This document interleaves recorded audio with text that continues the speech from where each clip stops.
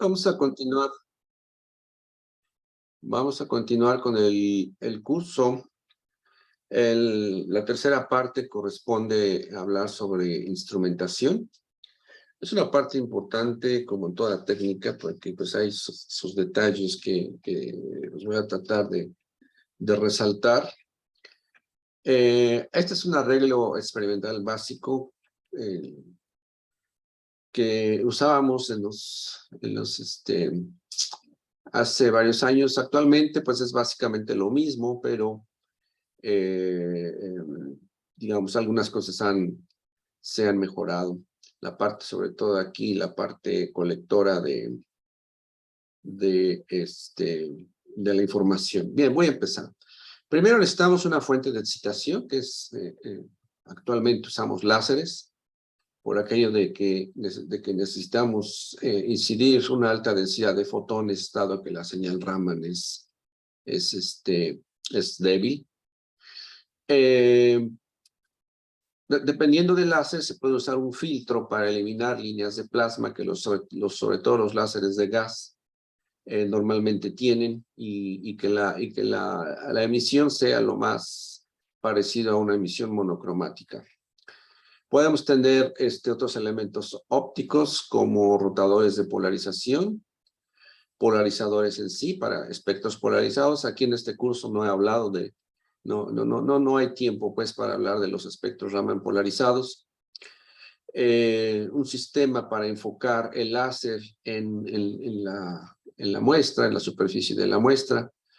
En los sistemas macro, me refiero a los sistemas que no usan un microscopio, es muy común usar una lente cilíndrica. Una lente cilíndrica les convierte, si lo recuerdan, una circular lo convierte en forma de un rectángulo, de una línea, con la idea de que al incidir sobre la muestra y se enfoque la señal emitida, las rejillas de los espectrómetros no son circulares, son normalmente también de forma rectangular. Entonces, de esa manera tratar de eficientar que llegue la mayor cantidad de señal al detector que tenemos pegado al espectrómetro. Aquí está indicado un prisma de reflexión total. Normalmente se usan prismas de dimensiones muy pequeñas, prismas chiquititos, para que precisamente como quedan enfrente de la muestra, no obstruyan mucho la emisión del espectro Raman, que se colecta con una lente. Como decía, aquí no está indicado, pero este es un analizador, es otro polarizador, que permite que el paso de polarización en la dirección de transmisión del mismo polarizador. Estos analizadores junto con este polarizador son los que se usan para los espectros Raman polarizados. Una rendija de entrada para darle pues sí, para separar un poco la señal que viene de la luz que viene de otras fuentes, para que únicamente, digamos, la centrada con respecto a la lente ingrese al espectrómetro. El espectrómetro, vamos a hablar aquí, es una parte muy importante. Aquí es donde descomponemos la emisión de la señal, la descomponemos en sus componentes espectrales. Es decir, se disciernen las longitudes de onda que componen la señal emitida, la señal dispersada por la muestra.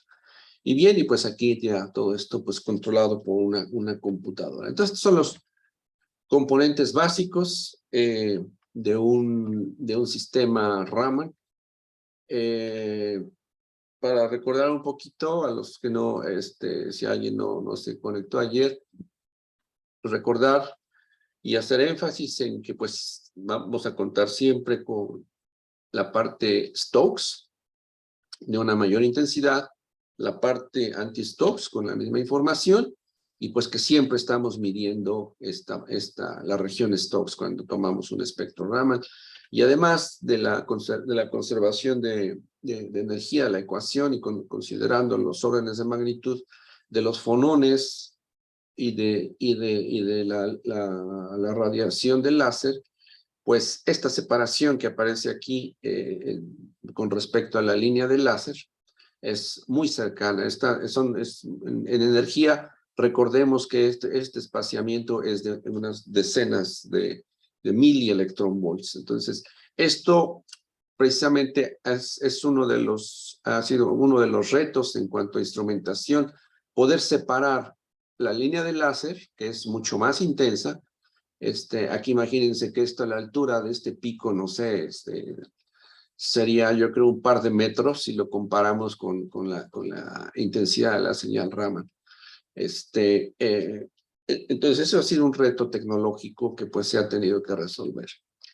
Bien, entonces en cuanto a características de la señal Raman que pues han representado problemas, dificultades en el desarrollo instrumental de la espectroscopía, debemos recordar, como he estado mencionando en varias ocasiones, que es una señal de baja intensidad, que su eficiencia es del orden de 1 en 10 a la 6, 1 en 10 a la 7. Esto quiere decir que un fotón de cada 10 a la 6 o de cada 10 a la 7 sufre, digamos, es dispersado por efecto Raman. Por otro lado, también las bandas, como acabo de decir, las bandas Raman muy cercanas en energía al láser, decenas de milielectronvolts, y esto llevó a la necesidad de usar monocromadores dobles o triples, los cuales a su vez reducían sustancialmente la señal que llega al detector. A esto debido al número grande de componentes ópticos. Actualmente se ha resuelto este problema usando monocromadores sencillos. Voy a explicar qué es todo esto, los cuales implican poca pérdida de la señal Raman, junto con unos filtros que se han desarrollado también en los últimos años, que han sido los que realmente le han dado un fuerte impulso a la instrumentación Raman. Y aquí, ¿por qué digo que se necesitaba? ¿Por qué estos monocromadores dobles o triples reducen sustancialmente la señal Raman? Si me regreso acá un poquito al diagrama, aquí digamos incide el láser sobre la superficie de la muestra emite. Estarán de acuerdo en que esta lente que está aquí, que es la uso para enfocar la señal emitida por la muestra, la señal al llegar a esta superficie, a la primera superficie aquí de la lente, parte es transmitido pero parte es reflejada. Cuando llegamos a la parte de atrás de la lente, sucede lo mismo, parte es transmitida, parte es reflejada. ¿Sí? Esto va a depender fundamentalmente de la diferencia en el índice de refracción de la lente y el del medio circundante, de acuerdo a las leyes de reflectividad.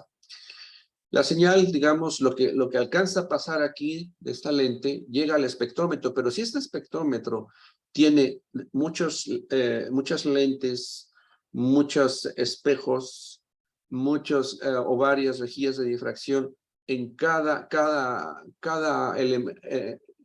vez que un fotón Raman toque una lente, un espejo, una rejilla de difracción, cualquier elemento óptico, parte va a ser reflejado y perdido y parte va a ser transmitido al siguiente elemento. Entonces, eso pues ha representado un problema y pues vamos a comentar un poco más sobre esto.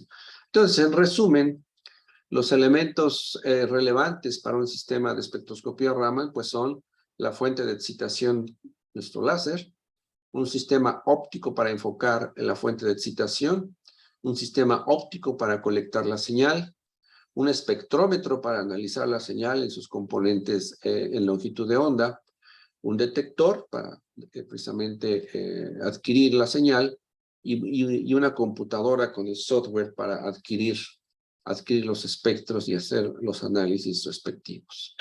Bien, entonces vamos a hablar de algunos de estos elementos. Empezando por los láseres. Láseres se usan para espectroscopía Raman, se usan de diferentes regiones del espectro electromagnético. Se llegan a usar láseres en el ultravioleta. Pues se usan en aplicaciones típicas como semiconductores de una banda prohibida grande, algunos casos de muestras biológicas de catálisis buscando el efecto Raman resonante que comentábamos ayer de una manera breve, Los más utilizados son láseres en el visible. Dos líneas que se usan mucho es la 488, que es en el azul, la 514, que es en el verde. Estas emisiones son de un láser de argón, de gas de argón, y pues tienen muchísimas aplicaciones en semiconductores, catálisis, polímeros, etcétera, etcétera.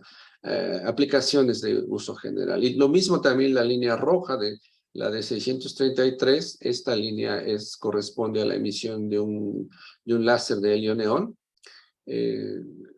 Estas son de las líneas más utilizadas, de las líneas láser. En el rango del cercano infrarrojo, los láseres en el cercano infrarrojo, el láser que emite en 785 es muy utilizado. Y para polímeros, muestras biológicas, tratando en estos casos de precisamente evitar dañar las muestras, por un lado, muestras biológicas, y por otro lado, evitar señal de fotoluminiscencia. Y pues también existen otros láseres que emiten el 830 nanómetros para aplicaciones biológicas. Bien, pero hago énfasis en que los láseres más utilizados son láseres en el visible. Son los más comunes y bueno, pues en cuanto a una cuestión práctica, precisamente como nuestros ojos pueden ver el láser, es muy fácil poder trabajar con ellos. Nosotros, por ejemplo, tenemos en el laboratorio un láser que emite en 785, no lo vemos, necesitamos unas tarjetas especiales con las que al incidir el láser, el spot donde incide sobre la tarjeta se ilumina y así podemos ver el camino óptico. Pero lo mismo pasaría con los láseres en el ultravioleta, ¿no? Nosotros no podemos verlos. Por eso, pues, que los láseres en el visible son los más comunes.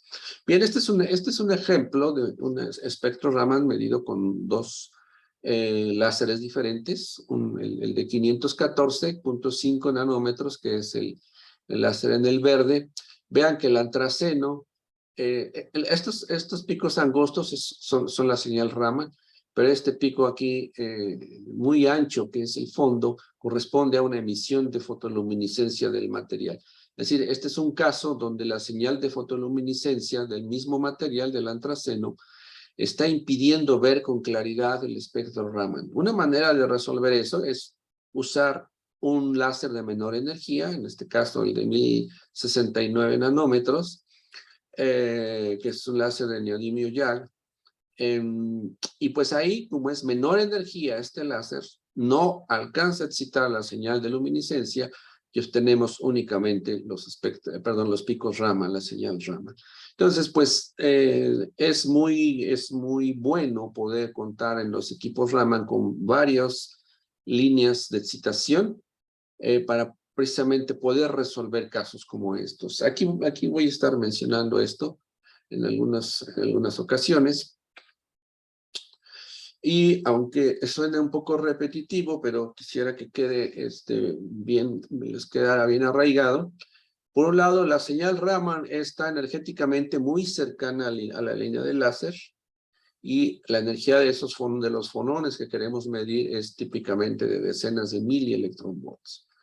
Por otro lado, la señal Raman es de baja intensidad. Como decíamos, un fotón se dispersa de cada millón que llegan a mi muestra.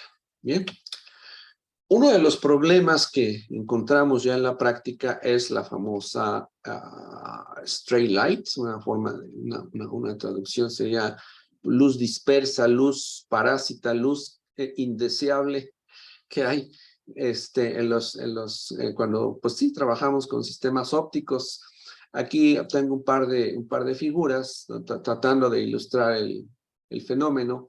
Por un lado, acá del lado izquierdo está ilustrado un haz aquí en rojo, en marrón, que se enfoca con un láser, una lente, y aquí pues este es el enfoque que nosotros normalmente manejamos o el que nos imaginamos, pero pasan algunas otras cosas. Por ejemplo, como les decía, al incidir en la primera superficie de la lente, parte es reflejada, y esta luz puede empezar, si acá hay otros elementos ópticos, a rebotar, a regresarse y a salirse fuera de foco, ¿sí? Y en la figura de la derecha, aquí está indicada, aquí con amarillo, esta luz dispersa, ¿sí? Mis picos stocks, mis picos anti-stocks, y esta luz dispersa aquí pues está asociada fuertemente, predominantemente al láser. Es decir, el láser, aparte de que excita mi señal Raman, parte de los fotones siguen caminos ópticos no deseados y lo que hacen es ensanchar mucho la línea esta del láser, ¿sí? Aquí esta caída está muy recta, pero realmente no ocurre así. Aquí sí me extraña un poco esta figura. Normalmente, pues es en forma como si imagínense que yo puedo simular la línea de láser con una lorentziana, una gaussiana. Y la caída, pues no es recta, ¿verdad? La caída tiene una cola, así que se extiende. Y precisamente para una solución para ir eliminando toda esta luz dispersa, luz parásita, la primera solución que hubo en los espectrómetros Raman fue utilizar monocromadores dobles o triples. Y actualmente se utilizan monocromadores sencillos con algunos filtros, que son realmente un desarrollo tecnológico excelente, como voy a tratar de mostrar. Miren, esta figura, pido una disculpa porque la tenía yo en un acetato de un curso pues, muy antiguo. Traté de buscar de dónde saqué yo esta figura, la verdad ya no lo pude recordar y busqué mis libros y no la encontré. Pero ilustra muy bien lo que pasa cuando ustedes usan monocromador sencillo, doble o triple. ¿Qué quiere decir sencillo, doble o triple? Sencillo que solo tiene una rejilla de difracción, es decir, un elemento que funciona como prisma para abrir en frecuencias la señal. Un monocromador doble va a tener 2 rejillas de difracción, voy a poner ahorita un diagrama, y obviamente el triple va a contar con 3 rejillas de difracción. Pero el efecto sobre la caída del láser, vean aquí en el eje X estamos graficando el corrimiento Raman, y en el 0 ya quedamos desde ayer claramente que aquí en el 0 está el láser. Entonces, estas colas que aparecen aquí son las colas del láser. ¿Y cómo se atenúa la cola del láser cuando yo uso monocromadores dobles o triples con respecto al sencillo? Sí, el sencillo es muy difícil, simplemente con un monocromador, con una rejilla de difracción, poder detectar la señal Raman, porque es muy débil y se queda enterrada aquí en la cola del láser, ¿sí? Entonces yo necesito reducir esta caída del láser y necesito monocromador doble o triple. El precio que pago, como mencioné hace rato, es más elementos ópticos que me van debilitando la señal antes de llegar al detector. Bien, vamos a hablar un poco de los espectrómetros. Miren, esta es una imagen de un espectrómetro que, pues para la gente que hace espectroscopía Raman, un tiempo que se le llamaba el Rolls Royce de los espectrómetros Raman. Pero este espectrómetro tiene la tecnología antigua, la tecnología de espectrómetros dobles, perdón, de espectrómetros dobles o triples, y curiosamente no tiene la eficiencia que los espectrómetros modernos con una sola rejilla de difracción. Miren, aquí les muestro el diagrama óptico de este espectrómetro. Se conoce que es el modelo T64000 de un fabricante. Y aquí están las 3 rejillas de difracción. Y aquí estoy ilustrando lo que hace una rejilla de difracción. Como les decía, hace la función de un prisma. Aquí está ilustrado con luz blanca, incide sobre una rejilla de difracción. Y lo que hace la rejilla de difracción es abrirla en sus componentes espectrales, ¿sí? Y esto es lo que yo voy a hacer incidir en el detector. Pero bueno, vamos a seguir rápidamente aquí el camino óptico en este equipo tan sofisticado. Está el láser, sigue por todo este camino, se desvía para acá con espejos y llega a la muestra. Este es el compartimento macro del portamuestras. Incide sobre la muestra mediante lentes. Se enfoca, ¿verdad?, para sacar la señal que sigue este camino. Llego a un espejo cóncavo que refleja la señal en mi primer rejilla de difracción. Recordemos que me hace esto. Eso es enfocado acá en este otro lente. Viene aquí a un espejo. Aquí va a haber una rejilla que va a filtrar un poco espacialmente la señal. Un espejo cóncavo y otra vez la hago pasar a la segunda rejilla de difracción. Ocurre algo parecido aquí. Incide en la tercera rejilla de difracción y todas estas rejillas de difracción aquí están para eliminar esas caídas, esas colas del láser. Y finalmente sale aquí y aquí tendría yo pegado el detector. ¿Sí? Entonces, como les decía, hay muchos elementos ópticos en cada lente, en cada espejo, en cada rejilla de difracción, se pierde señal. ¿Sí? Bien. Ahora, los desarrollos actuales de los espectrómetros modernos tuvieron un gran impulso cuando se desarrollaron lo que aquí dice filtro holográfico Notch. Son filtros que se desarrollaron con el objeto de eliminar esas caídas, esas colas de láser y utilizar monocromadores sencillos, es decir, monocromadores que tuvieran solamente una rejilla de difracción y aquí a la salida ponemos el detector. Entonces se evita la pérdida de señal de una manera importante utilizando un monocromador sencillo con una sola rejilla de difracción. ¿Sí? Entonces, estos filtros, vean, este es un artículo en la revista Applied Spectroscopy del año 1991. Se estaban desarrollando estos filtros por esta compañía, por cierto, Kaiser Optical Systems. Y aquí hablaban ya que esos filtros permitían obtener espectros Raman al menos desde 200 centímetros a la -1, es decir, desde 200 centímetros a la -1 para arriba, podían obtener los espectros Raman. Actualmente se han desarrollado, pues sí han mejorado estos filtros y ya tenemos filtros que andan funcionando, no sé, alrededor de unos 60, 70 centímetros a la -1 para arriba. Ahora, ¿qué es lo que hacen esos filtros? En esta figura está ilustrado, bueno, me voy a referir a la parte de abajo. Aquí no sé si alcancen a ver, pero aquí está graficado intensidad en el eje vertical y número de onda aquí. Recordemos que en el 0 está el láser, ¿sí?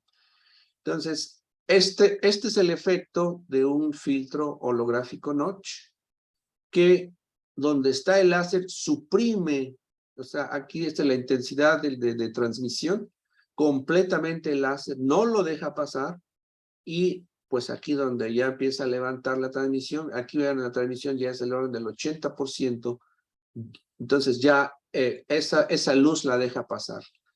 Aquí sería para la parte Stokes, aquí para la parte anti-Stokes, y eso se debe a que estos filtros, aquí vemos la figura de arriba, aquí está graficada la densidad óptica para un láser de helio neón, pues está en 6. Este es una escala logarítmica, perdón.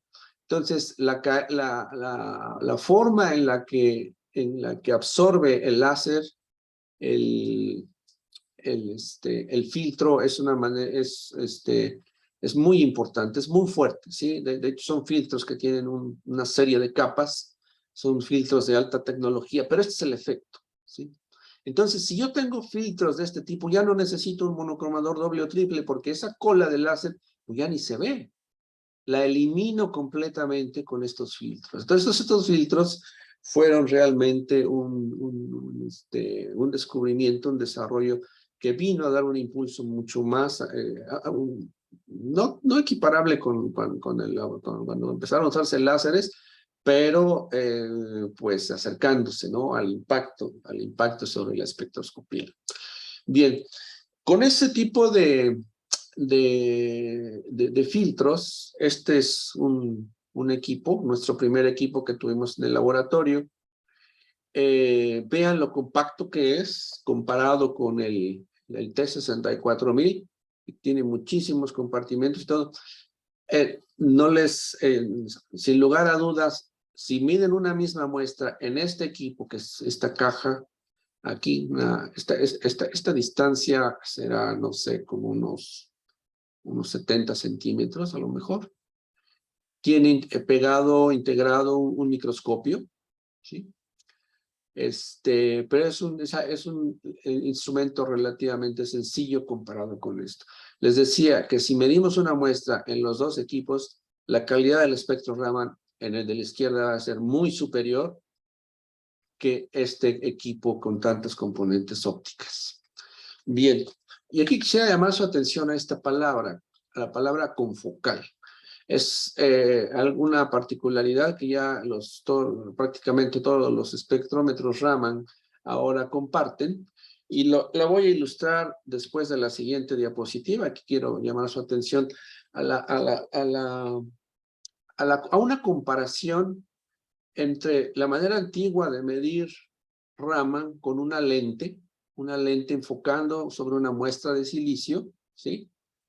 Y lo que ahora se usa cuando enfocamos con el objetivo de un microscopio, ¿sí? Igual una muestra de silicio.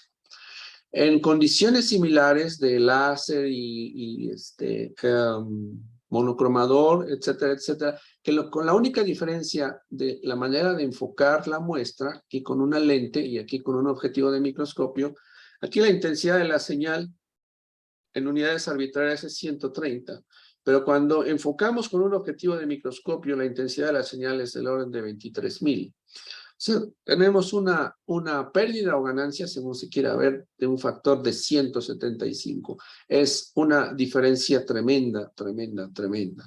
Por eso los equipos Raman actuales, todos son micro Ramans, porque utilizan microscopios para enfocar y también para colectar la señal. Aquí la señal es también colectada por el mismo objetivo del microscopio y después se separa de una manera que voy a indicar a continuación. Entonces tenemos esa manera tan grande, ¿verdad?, de ganar o perder señal. Bien, según se quiera ver. ¿Cómo se usan actualmente esos filtros holográficos Notch? Aquí, en esta diapositiva, está ilustrado, bueno, el láser incide sobre la muestra. Aquí ocurre el fenómeno de dispersión Raman. Aquí es colectada la señal, aquí no estamos especificando cómo, pero actualmente es con un objetivo de microscopio. Ese objetivo de microscopio colecta señal del mismo láser, la dispersión de Rayleigh que veíamos ayer, y la señal de la muestra, ¿sí? Pero el papel, como veíamos, el papel del filtro es eliminar la línea láser y dejar pasar solo la señal Raman, que pues llega a una rejilla de difracción y llega al detector, ¿sí? Es un diagrama muy sencillo de ilustrar cómo se hace actualmente las mediciones de dispersión Raman. Bien, especificando un poquito más, otra vez tenemos nuestro láser, incide sobre la muestra, enfocamos con un objetivo de microscopio y colectamos la señal. Estos elementos, tanto el láser como la señal, pasan por el filtro holográfico. Esto quiere decir Holographic Notch Filter. Notch es una palabra, no sé si la conozcan, que la traducción sería como una muesca. Si ustedes tienen, no sé, un hacha y le dan un golpe a una madera, ya ven que pues, se formaría como una V en la madera. Esa V es un notch. O sea, es algo una rendijita muy particular, ¿no? Bueno, se enfoca la señal, se hace pasar por un filtro espacial, Se enfoca en la rejilla de difracción, que es aquí, como sabemos, descompone en sus colores o elementos espectrales de longitud de onda y se enfoca en el detector.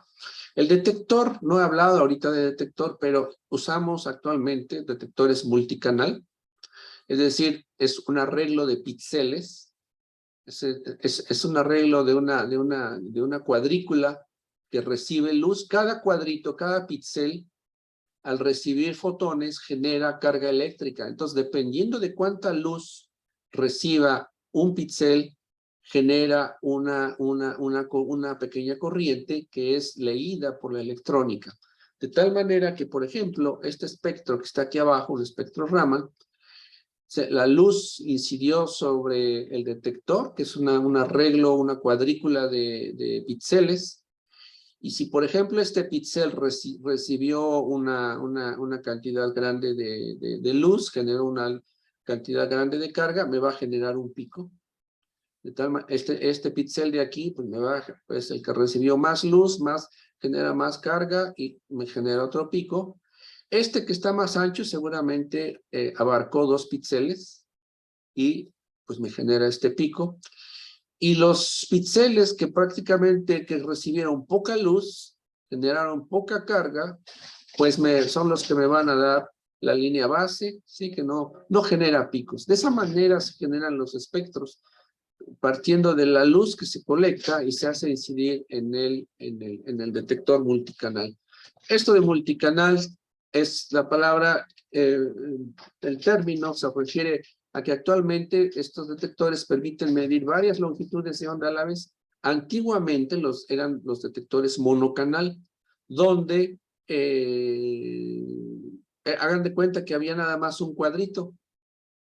Se iluminaba ese cuadrito a cierto número de onda, había un tiempo de conteo y después, mediante movimiento en la óptica, se pasaba al siguiente valor de número de onda y se iluminaba el mismo, solo había un canal de detección, y ahora se dejaba el llamado tiempo de integración que contara que midiera durante fracciones de segundo, se generaba la carga y se leía.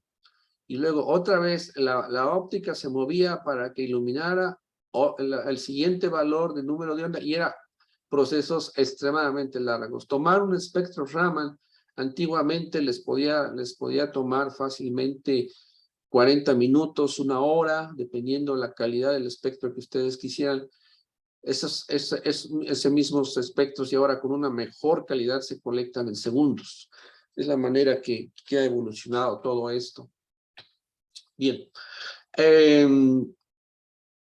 Ahora, bueno, como decía, tenemos diferentes partes del espectrómetro Raman, ya hablamos del láser, de los filtros. Vamos a hablar ahora un poco más profundamente del uso de un microscopio. Después hablaremos un poco de la parte del espectrógrafo, del espectrómetro, ¿sí? Que es donde tenemos la rejilla de difracción. Entonces vamos a hablar un poquito de los microscopios y de su enorme ventaja. Bien, entonces, por un lado, en cuanto a las ventajas de usar microscopios para Raman, los microscopios usan objetivos, como ustedes saben, que tienen diferentes valores de apertura numérica, dependiendo de la magnificación del objetivo. Con los objetivos que normalmente se utilizan, se logra enfocar el haz del láser para medir regiones en la muestra del orden de 1 micra. Aquí dice media micra, pero yo diría es 1 micra el tamaño mínimo que podemos enfocar. Es decir, si ustedes tienen en su muestra irregularidades del orden de micras, pues van a poder medir el espectro Raman de esas regiones tan pequeñas. Alguna vez me pidieron medir una célula de no me acuerdo qué, pero una célula, y el tamaño de la célula que me llevaron era del orden de 10 micras. Entonces pudimos medir el espectro Raman de diferentes partes de la célula, del núcleo, del citoplasma, de diferentes partes. Entonces, para que tengan una idea, ¿no?, del potencial de lo que se puede hacer. La colección de la señal Raman, pues es casi 2 pi estereoradianes, es decir, lo que se alcanza a colectar es casi, pero no llega a tal, pero es casi el equivalente a una semiesfera.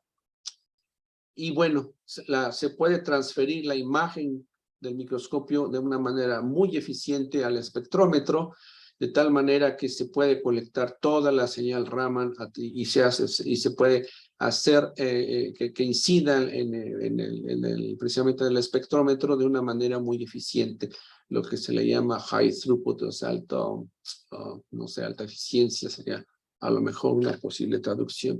Vean, y aquí se ve cómo es realmente el enfoque cuando enfocamos con un objetivo de microscopio. Esto que está aquí en rojo es lo que realmente se ilumina en la muestra. Es decir, nosotros vemos como el enfoque así como si fuera este triángulo, la punta del triángulo, pero realmente lo que se ilumina es una forma de este tipo, ¿sí? Aquí el plano focal sería aquí donde está esta flechita, ¿sí? Pero yo ilumino con menor intensidad arriba y abajo del plano focal, ¿sí? O sea, no es un enfoque realmente puntual, que sí, cuando se ve ya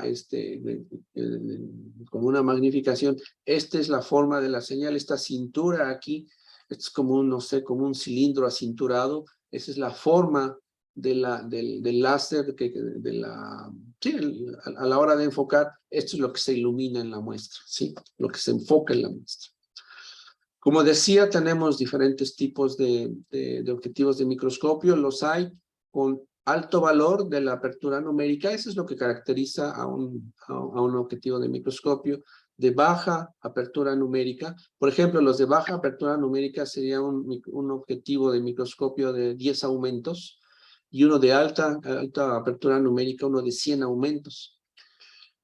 Tienen ventajas y desventajas. El de baja apertura numérica permite iluminar regiones más grandes de la muestra. Aquí con el de alta apertura numérica se iluminan regiones de menor volumen, ¿sí?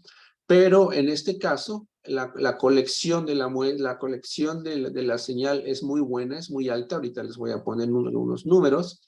Y de la misma manera, el spot de láser es bastante pequeño, ¿sí? Y por lo tanto se concentra mucho más el láser y tenemos una alta eficiencia en la generación de la señal Raman, que como hemos dicho es débil. Entonces, normalmente trabajamos con objetivos de microscopio de alto valor de apertura numérica y en casos especiales utilizamos los de baja apertura numérica. Las ventajas normalmente vienen acá, del lado derecho, ¿no? En este caso. Bien. Esta es una pequeña tablita para objetivos de microscopio. 100 aumentos, 50 aumentos, 10 aumentos. Estos son los valores de apertura numérica. Este es 0.9, 0.75 y 0.25. Y esta es la distancia de trabajo. Esta es la distancia a la que queda la muestra de la lente que tiene aquí el objetivo. Y vean que son distancias muy pequeñas. Es 0.21 de milímetro, o sea, 210 micras. En este caso, 380 micras. Y aquí el de 10, pues ya se aleja, ¿no? Del orden de 1 centímetro. También existen objetivos de microscopio de 100 aumentos que se llaman de larga distancia de trabajo, Long Working Distance, donde yo puedo alejar el objetivo de la superficie de la muestra hasta 3.4 milímetros y en el caso de 50 aumentos hasta poco más de 1 centímetro. El precio a pagar es que se reduce un poco la apertura numérica, aquí baja de 0.9 a 0.8 y aquí de 0.75 a 0.50. Entonces se pierde un poco la capacidad de colectar señal, pero estos son muy útiles, sobre todo para muestras líquidas que no queremos que toquen o que ensucien el objetivo del microscopio, no queremos que nos falle unas micras el pulso para enfocar, entonces utilizamos estos. A veces los hemos utilizado estos cuando calentamos la muestra. Si calentamos la muestra, se va a estar calentando, está muy cerquita el objetivo del microscopio y hasta lo podemos dañar. Entonces utilizamos los de larga distancia de trabajo. Bien. Ya hablamos de la apertura numérica. Ahora, yo había mencionado la palabra confocal, microscopio confocal. ¿Qué quiere decir eso? Es un concepto muy interesante. Aquí está ilustrado en esta figura una muestra que tiene 3 capas y que estamos enfocando en la capa del medio. El plano focal es este, el que está aquí en violeta, o morado, lo que sea. Pero como les había dicho, no, el enfoque no se hace de manera puntual. Normalmente es toda una región de la muestra que se ilumina. Bien. Pues aquí se excitó la muestra por aquí abajo, se reflejó aquí, aquí se colecta la señal con la lente, pasa para el otro lado, acá, para donde está esta otra lente, y aquí se ha agregado algo que se conoce como el agujero confocal. Este agujero confocal es un diafragma normalmente que yo puedo abrir y cerrar, pero se calcula de tal manera que permita pasar únicamente la señal que proviene del plano este que yo quería enfocar. Lo que está en rojo es de los planos adyacentes. El agujero confocal lo bloquea y solo permite que pase a la siguiente etapa. La siguiente etapa, aquí está dibujado lo mismo. Aquí está el agujero confocal. La siguiente etapa sería volver a enfocar todo, ya nada más la señal relacionada al plano focal que yo quiero obtener la señal, sin obtener señal Raman de lo que está antes y después, y eso se enfoca a una rejilla, otra rejilla que hace un papel de filtro espacial, y aquí ya estaré incidiendo sobre el detector. Entonces, este concepto del agujero confocal me permite eliminar señales no deseadas que están alrededor de la zona de interés, ¿sí?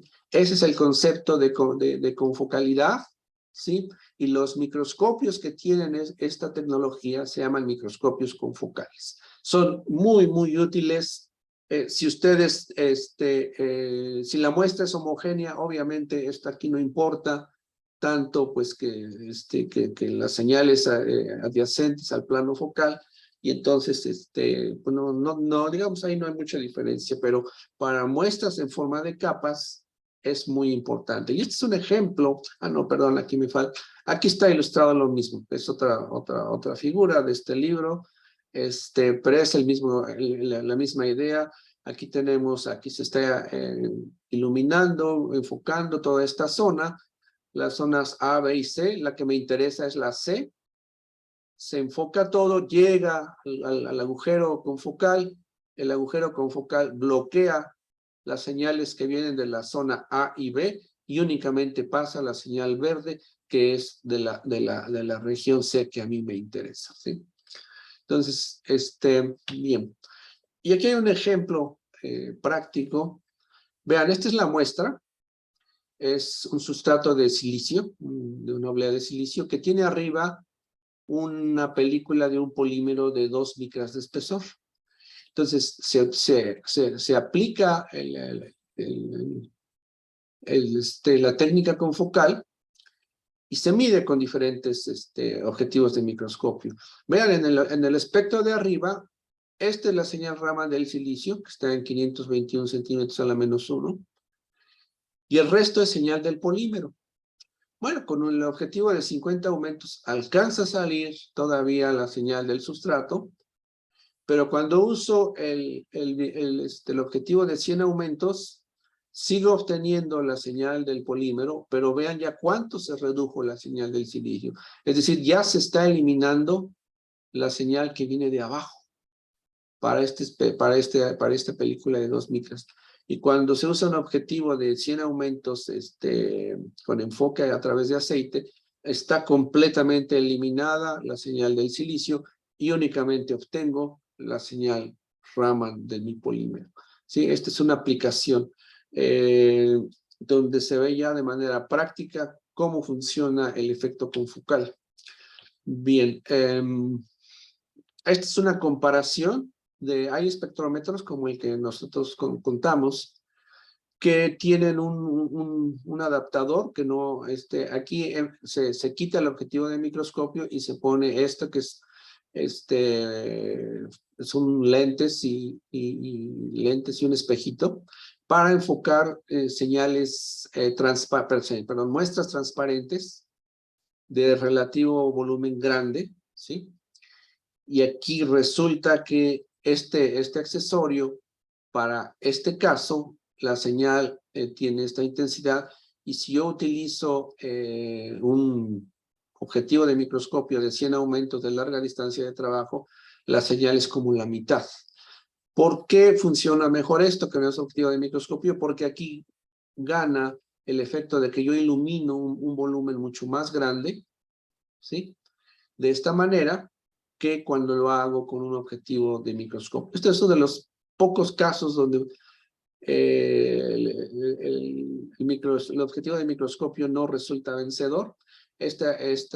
Normalmente estas son de esas cubetitas de cuarzo que se utilizan mucho en espectroscopía, que normalmente son como de un centímetro cuadrado, y aquí se ponen líquidos. Entonces, es una manera de medir esos líquidos de una manera muy eficiente. Bueno, y esta es una comparación. Aquí se está midiendo silicio con 3 diferentes objetivos de microscopio, y esta es la comparación de las señales. El de 10 aumentos, que es el verde, pues da esta señal. El de 50 aumentos, vean cuánto mejora, y el de 100 aumentos, pues es muy, muy eficiente, ¿sí? De tal manera que típicamente la intensidad de la señal Raman con un objetivo de 100 aumentos es del orden de 20 veces la señal que yo puedo obtener con uno de 10. Recuerden que el de 100 tiene una eficiencia de colección muchísimo más alta, o sea, una apertura numérica muchísimo más grande que el de 10 aumentos. Y eso es parte de la mejora, ¿no? Bien, ahora hablando un poco de los espectrógrafos o espectrómetros, el elemento fundamental es la rejilla de difracción, ¿sí? Ese como prisma que les he dicho que me descompone la señal que viene, pues aquí está ilustrado con luz blanca. Después de incidir en la rejilla de difracción ya empiezo yo a ver los colores, es decir, la descomposición espectral. Esa dispersión que genera la rejilla de difracción es función de la longitud focal del monocromador, es decir, de esta distancia, ¿sí? De la densidad de líneas de la rejilla de difracción. Aquí no he hablado realmente esta rejilla de difracción en qué difiere de un prisma. Aquí está más o menos ilustrado. Es una superficie que está rayada, son líneas, literalmente líneas que están grabadas en la superficie de la rejilla, que de tal manera que cuando incide la luz, esas surcos como microzanjas que están grabadas aquí, lo que hacen es descomponer la luz en sus componentes espectrales. Entonces, la calidad de una rejilla de difracción está dada en función de cuántas líneas, cuántas zanjitas tiene por milímetro. Ese es el parámetro que se utiliza. Y ahorita les voy a dar algunos ejemplos. Entonces, esa sería la densidad de líneas, de groove density, y la longitud de onda en la que se está trabajando, ¿sí? Bien. Esta es una comparación de qué ocurre cuando yo tengo dos espectrómetros con diferente distancia focal. Aquí, recuerden, distancia focal va a ser la distancia entre la rejilla de difracción y los espejos, estos que están aquí, ¿sí? Hay monocromadores que esta distancia es de 20 centímetros, como el que está aquí mostrado. Vean, el rojo dice 20, 200 milímetros distancia focal, y este es de 46 centímetros distancia focal.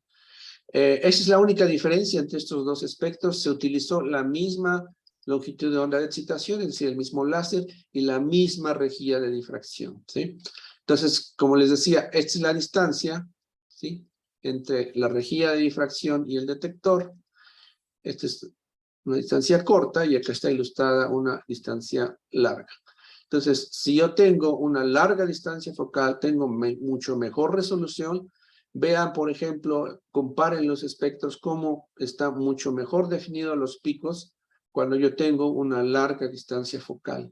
Nuestro actual espectrómetro Raman tiene una distancia focal de 80 centímetros, es decir, 800 milímetros, que en el mercado ahorita es la más grande que hay, es la de más alta resolución. Vean este pico que aquí aparece como un solo pico, aquí está diferenciado en al menos 3, ¿sí? Y este que es 1, pues el ancho medio está mucho mejor definido. Y lo mismo aquí están convolucionados varios picos y aquí están resueltos, ¿verdad? Lo que decimos. Se resolvieron los picos, es decir, se pudieron separar los picos que aquí aparecen como uno solo, ¿sí? Entonces, este es un parámetro muy importante, la distancia focal. Esta es una comparación de la densidad de líneas en la rejilla de difracción. Hay rejillas de difracción que tienen 600 líneas por milímetro, 950 líneas por milímetro, 1800 líneas por milímetro. En nuestro espectrómetro contamos con la de 600 y la de 1800. Y aquí se ve el efecto, perdón, en los espectros Raman. Vean que la mayor resolución es en la de hasta abajo. La mejor definición de los picos es para mayor número de líneas por milímetro, ¿sí? Aquí hay un precio que se paga, es que se pierde algo de intensidad de señal, dependiendo del número de líneas por milímetro. Aquí están mejor definidas, pero la intensidad de la señal aquí no se aprecia, pero se cae un poco, ¿sí? Pero, por ejemplo, si comparan, no sé, este pico que está aquí, con la de 600, vean como aquí se ve un hombro nada más, y aquí está completamente resuelto los dos picos. Y eso depende de la rejilla de difracción que se utilice.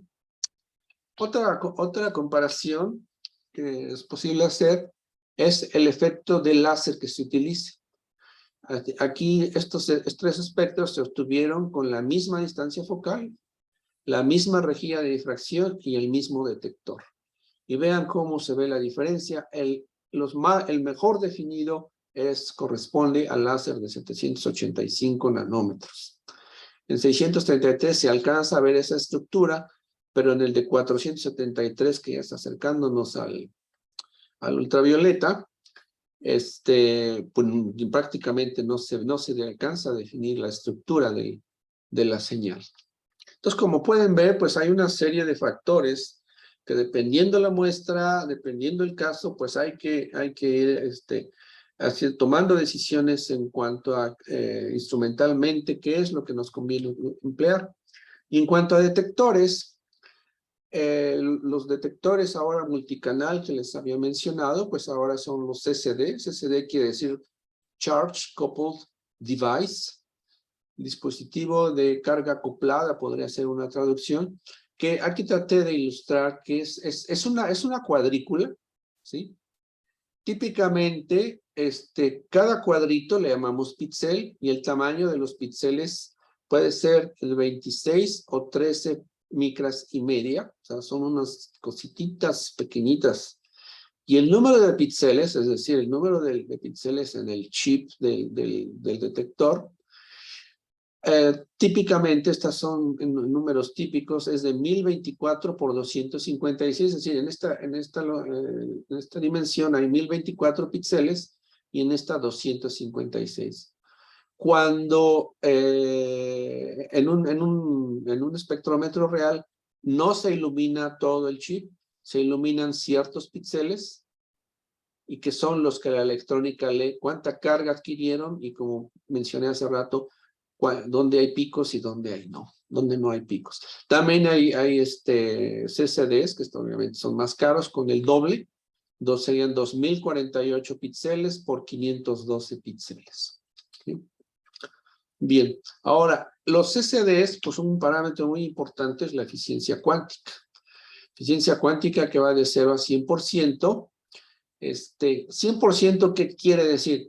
Quiere decir que por cada fotón que llega a un píxel, en este caso, se genera un electrón, es decir, hay una correspondencia 1 a 1. 50% querría decir que yo necesito 2 fotones para generar un electrón que se va a leer.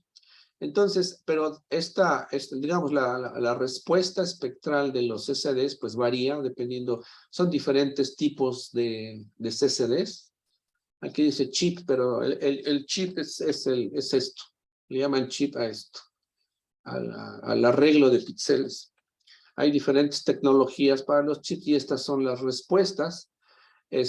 Nosotros queremos, obviamente, lo ideal sería un CCD que tuviera una eficiencia cercana al 100% y que fuera plano, que no tuviera estas variaciones, ¿no? Porque si yo ilumino aquí o ilumino acá, la respuesta del CCD pues, va a ser diferente. Nosotros hemos sido pues muy afortunados al contar con este es nuestro detector, ¿no? Del que contamos, y esta es la curva de eficiencia cuántica. Como ven, está en un rango muy amplio de longitud de onda, más o menos de 400 a, no sé, 850 nanómetros. La eficiencia cuántica anda del orden del 90% o poquito superior en algunos casos. Y nuestros láseres que tenemos, pues estamos aquí en 488, tiene una eficiencia del 90%, 633 tiene una eficiencia ligeramente arriba del 90%, y el 785, que andaría por aquí, anda como en 95%. Vemos que aquí este tiene 1024 por 256 píxeles, ustedes ya saben. ¿Qué es esto? El tamaño de cada píxel es de 26 micras por 26 micras. Y el tamaño de todo el chip es de 26.6 milímetros por 6.7 milímetros. Esas son las características. Estos funcionan enfriados, ¿sí? Hay CCDs que se enfrían con nitrógeno líquido. Nosotros siempre hemos buscado los que son termoeléctricamente enfriados, porque ahí no nos estamos preocupando si se está acabando el nitrógeno y hay que echarle más y ya se está calentando el detector, bla, bla, bla. Entonces, utilizamos enfriamiento termoeléctrico. Bien. Ok. Voy un poco lento, voy a irme un poco, ya son las 5, voy a acelerar un poquito. Este es un trabajo que publiqué en el año 2000, mencionando diferentes aplicaciones de la espectroscopía Raman. Aquí, si ustedes ya identifican esta figura, estoy describiendo el modo confocal. Aquí el plano de foco, esta región A es de donde se obtiene la señal, y las regiones B arriba y B abajo se eliminan, ¿sí? Por la capacidad confocal. Es posible hacer imágenes espectrales, es decir, yo puedo definir un área en la muestra y barrerla automáticamente con el software, y tener un espectro Raman cada X micras, ir barriendo y barriendo y barriendo y barriendo, y luego por acá, hasta que yo genere una imagen. No te voy a mostrar ejemplos. O el modo de barrido en forma de línea, es decir, el láser hace este movimiento y va adquiriendo la señal Raman de las diferentes secciones. Como ejemplo, bueno, de imagen espectral. ¿Qué es una imagen espectral? Es un gráfico en 3 dimensiones, donde 2 de las dimensiones son espaciales, es el área que yo defino sobre la muestra, pero en la dirección Z, en este caso, se grafica una intensidad de un pico Raman que me interese. No es topografía de la muestra, se grafica la intensidad Raman. Y aquí hay un ejemplo. Esta es una imagen espectral de un cristal de telururo de cadmio. Era una superficie perfectamente pulida, pero nos interesó detectar cúmulos de telurio que a veces tiene este material en la muestra. Entonces hicimos un barrido, estas distancias son en micras, definimos una señal, y vean esto que parece como waffle, es la rejilla que se definió. Entonces, por cada cuadrito, ahí tenemos un espectro Raman, un espectro Raman, un espectro Raman. Cuando nos acercamos al cúmulo, pues en estos espectros de esta zona, el pico asociado a cúmulos de telurio, es decir, telurio que no formó el compuesto telururo de cadmio, la intensidad del pico pues fue alta, ¿sí? Entonces, de esa manera pudimos identificar de una manera relativamente sencilla la forma y el tamaño de los cúmulos de telurio en este cristal de telururo de cadmio. Insisto, esto no es una topografía, es la intensidad del pico Raman asociado a telurio puro, ¿sí? Eso es una imagen espectral.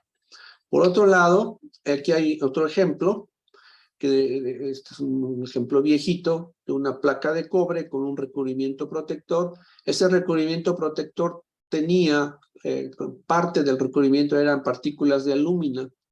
Entonces, se nos planteó el problema de saber cómo estaban distribuidas las partículas de alúmina. Hicimos lo mismo que les acabo de decir. Aquí no se ve muy claramente, pero está ese waffle, esos cuadritos.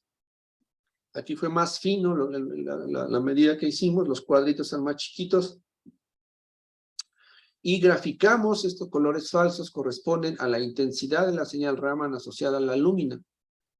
Aquí no les puedo decir qué es el resto, porque creo que esto está patentado. Entonces, pues aquí pudimos decir cómo está, que realmente la lúmina no estaba uniformemente distribuida y el tamaño de los cúmulos de alúmina, y eso les ayudó a mejorar su proceso para que esto fuera más uniforme.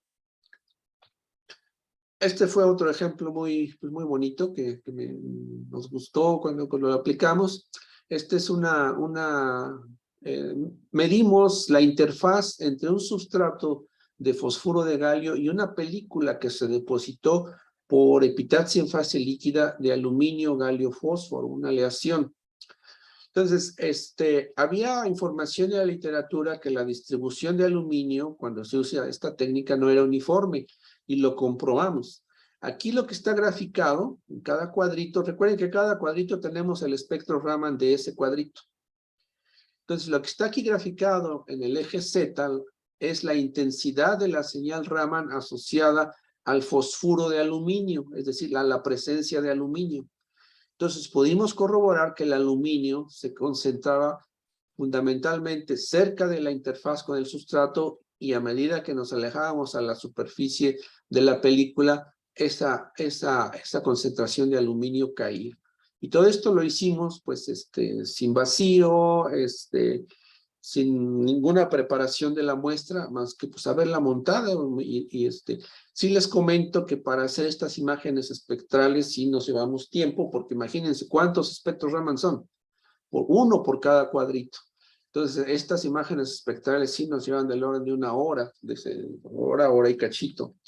Sí, pero bueno, se deja el equipo trabajando y solito hace las mediciones y ya después pues hacemos el tratamiento de los datos. Bueno, ya para terminar, una anécdota. Esto fue como en el 2010, recibí esta carta. Era una invitación para participar en una publicación. Y adivinen de quién era el timbre. Dije, bueno, ya estaba en mi futuro, aquí este señor. Bueno, pero por otro lado, fíjense, 2000, aquí bueno, a lo mejor dice el año, no entiendo esto.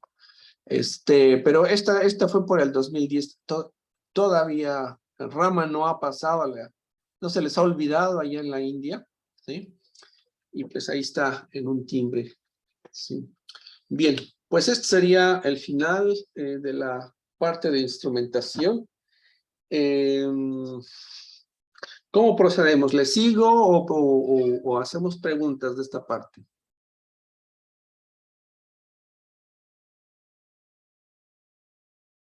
Hola, hola.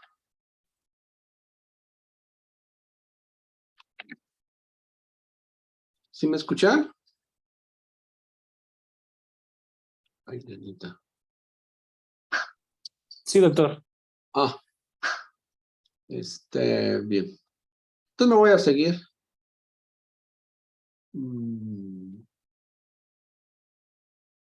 ¿Sí se ve ya la presentación? Sí.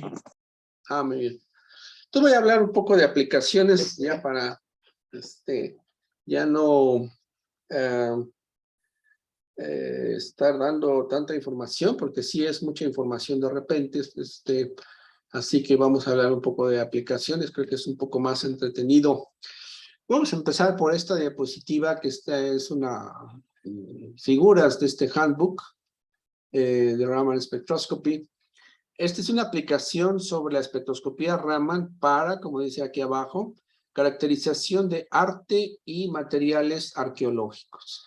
Toda la espectroscopía Raman se puede utilizar para análisis de artefactos, o sea, de muestras en general. En el caso de arte, pues para ver si son genuinas o si son imitaciones, para conservación de los mismos, es decir, se puede identificar, por decir alguna pintura originalmente, qué tipo de pigmentos utilizaron. Para restauración de artefactos dañados, igual mismo objetos antiguos, la espectroscopía Raman puede darnos información de qué materiales se usaron originalmente.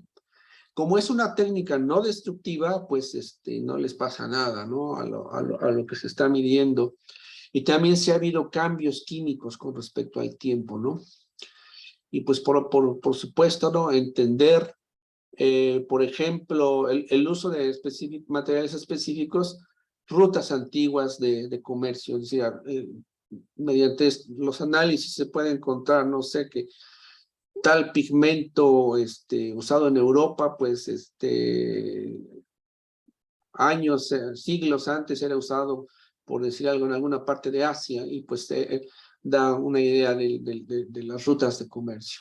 Una aplicación que, bueno, no sé si todos sepan que se hizo aquí en nuestro laboratorio, yo no la llevé a cabo, yo estaba de sabático por aquellos entonces, fue es algo muy bonito, códice maya, un códice maya, que finalmente cuando se demostró su autenticidad, antiguamente se llamaba el códice Grolier,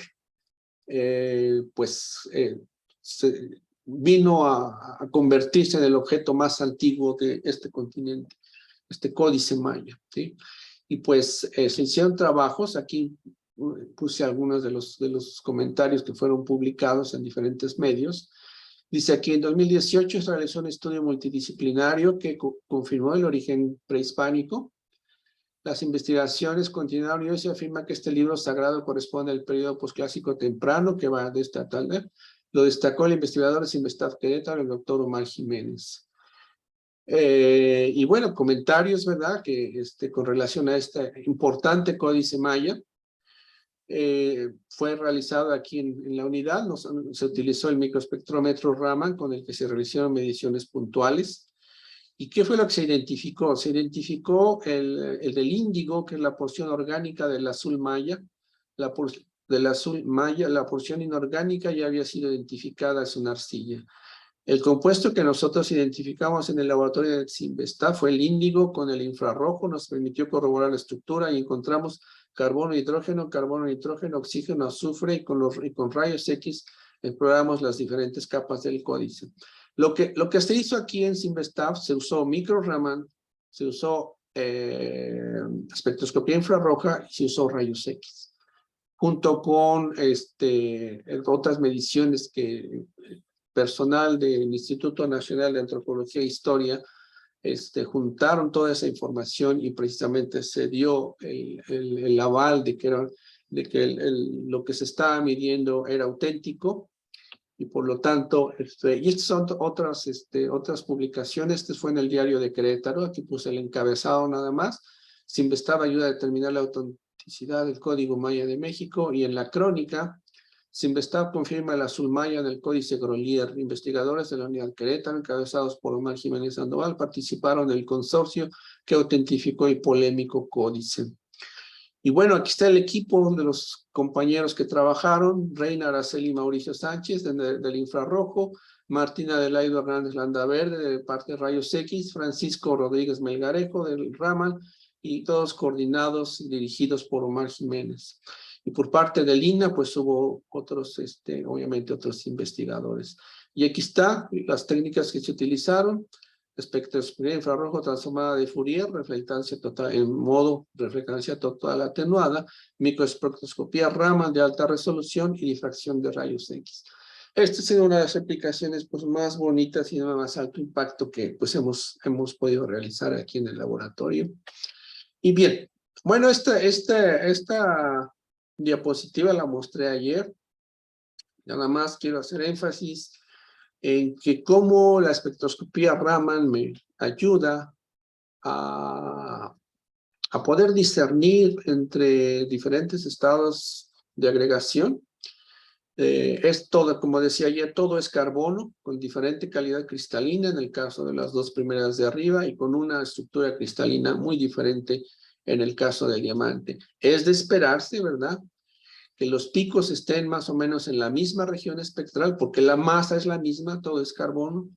El enlace, pues es muy parecido, bueno, acá y acá es el mismo, solo la diferencia es el desorden, y aquí con algunas características que sabemos que uno es SP2 y el otro es SP3, y aquí puse del lado izquierdo el equipo en el que le hicimos todas estas mediciones, se hicieron con nuestro primer espectrómetro Raman que tuvimos, lo mismo para el silicio y germanio, materiales que difieren en su masa con un mismo tipo de enlace, ¿sí? Esta diferencia en frecuencia entre este pico y este pico corresponde precisamente a la diferencia en masa entre el germanio y el silicio. El germanio es más pesado, tiene una frecuencia menor, le cuesta más trabajo moverse que en el caso del silicio. Y el otro caso que puse también ayer se refiere a materiales que tienen la misma estructura, pero diferente grado de ionicidad, y cómo pues las diferencias en frecuencia son un reflejo de esas características. Bien, aquí un poco de historia. Nuestro primer espectrómetro Raman lo recibimos en 1996. Aquí estaba yo recién contratado en el Departamento de Física de Sinvestab en Zacatenco. Este mismo año, de hecho nomás estuve instalado yo unos meses, me fui trasladado, solicité mi traslado aquí a la unidad Querétaro. Y en el año 2016 recibimos este equipo, que es la última versión del espectrómetro. Resulta que esta marca Joriba compró esta marca Dilor. Dilor era una marca francesa. Por cierto, una de las cosas que me gustaron cuando se compró este equipo es que esta empresa Dilor se dedicaba exclusivamente a hacer espectrómetros Raman, no hacían otra cosa. Y pues un equipo de muy alta calidad. Todavía funciona, todavía lo tenemos funcionando, pero bueno, obviamente ahorita ya trabajamos más en este otro, pues tenemos mejor detector. Acá la distancia focal es 20 centímetros, acá es 80. El microscopio es muy parecido, pero bueno, ya tiene obviamente mejoras tecnológicas importantes el nuevo espectrómetro. Este es el que cuando ustedes necesiten alguna medición, pues sin ningún problema la agendamos, sin ningún costo, la agendamos y pues hacemos las medidas que se requieran. Ya hablé de las imágenes espectrales, ustedes ya saben qué son. Aquí una aplicación en la que participamos en 2019, pero que quizá consideré como conveniente mencionar esto para que sepan que esto existe. Existe el llamado proyecto VAMAS. ¿Qué quiere decir esto? Proyecto Versalles en materiales avanzados y estándares. El objetivo de esta agrupación, asociaciones, trabajar en diferentes líneas relacionadas con la tecnología para que haya, de hecho acá tengo el objetivo, dice, el proyecto Versalles de materiales avanzados y estándar fue establecido siguiendo una cumbre económica en 1982 en Versalles por los jefes de Estado del grupo de los G7 y representantes de la Comisión de Comunidades Europeas, y la membresía se ha extendido sobre los años. Y aquí está el objetivo. El principal objetivo de VAMAS es promover el comercio mundial mediante la innovación y la adopción de materiales avanzados a través de colaboraciones internacionales que provean bases técnicas de armonización de métodos de medida que conduzcan a las mejores prácticas y estándares. Mucho de esto está precisamente dirigido a las cuestiones de estándares. Y nosotros hemos participado en protocolos de comparación con otros laboratorios en el mundo con la idea de establecer protocolos de medición en espectroscopía Raman. Este Este fue un documento que nos enviaron en 2019 y este fue el proyecto Grafeno y materiales relacionados en 2 dimensiones. Para caracterización estructural de grafeno crecido por CVD y establecimiento del recubrimiento en un sustrato, el número de capas de grafeno y el nivel de desorden, ¿sí? Este es un espectro Raman típico del grafeno, donde una característica importante es la intensidad de este pico, ¿sí? Llamados pico 2D o G', ¿sí? Y resulta que la intensidad de este pico con relación a este pico da una idea de la calidad del grafeno y del número de capas, ¿sí? Porque el grafeno no siempre, idealmente es una capa de grafito, pero cuando se prepara, pues hay veces que hay zonas donde es una capa, hay zonas donde son 2 capas, zonas donde son 3 capas, etcétera, etcétera. Y pues aquí participamos en ese trabajo. Esta es una fotografía obtenida a través del sistema del microRaman, de la muestra que nos enviaron, una muestra de grafeno de alta calidad.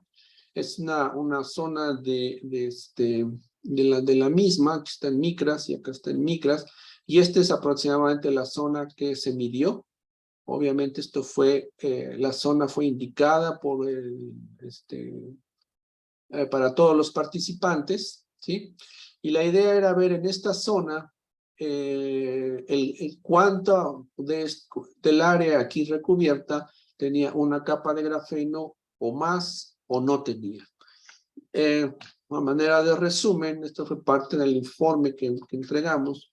Esta es una imagen de la intensidad, de la razón de esos 2 picos que les dije hace rato.